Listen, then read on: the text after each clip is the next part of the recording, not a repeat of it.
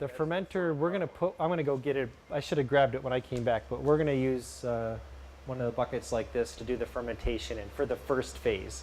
There's two phases, or sometimes they'll call them fermentations. You know, there's primary fermentation, secondary fermentation.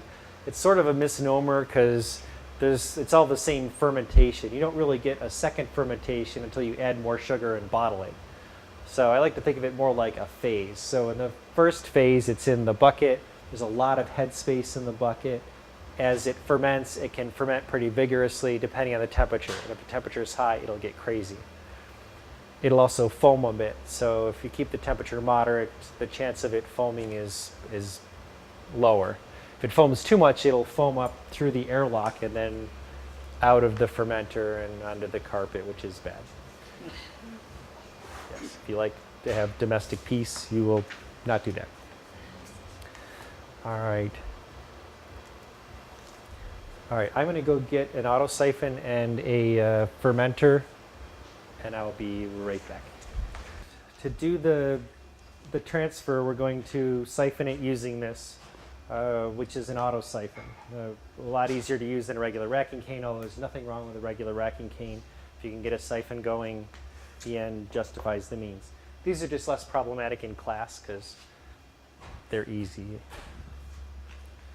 So we're just going to open the top. What is that you've got there? Beer? No, what kind of beer? Oh, this is a wheat beer that we made a couple weeks ago. So that's what we're going to bottle today.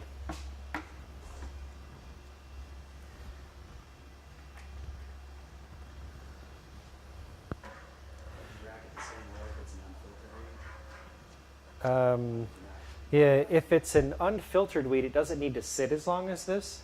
Usually you wouldn't even bother with a secondary. You would just go from the bucket to another bucket and then bottle it right away because you want there to be a lot of yeast present.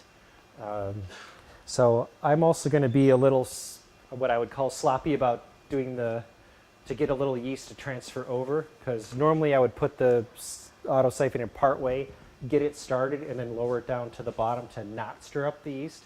But because so much of the yeast is settled out, I want to transfer some over, just because it's part of the style.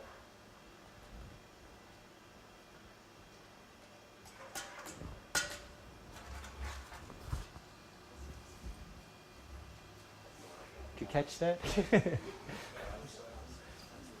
So, and if you want to take a look, there's not much to see, but it's just siphoning in.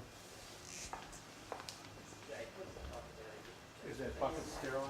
Yeah, we sanitize the bucket and the whole racking cane, because at this point, this is everything that touches the beer should be sanitized.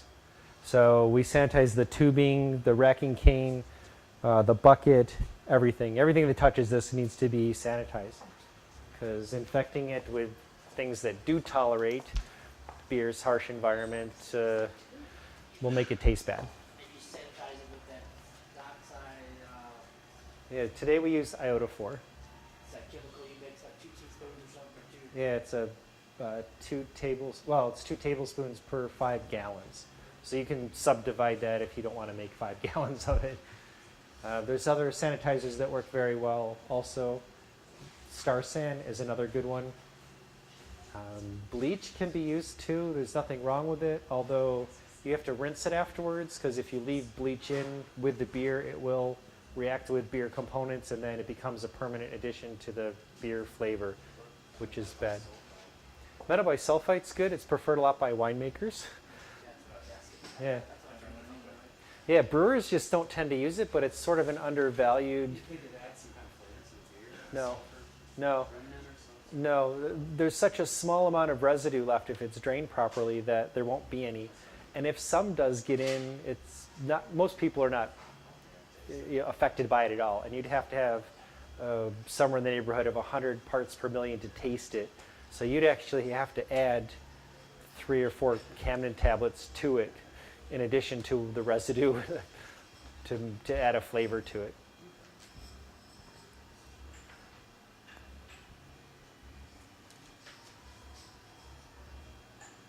Yeah, you can see this is going pretty quickly.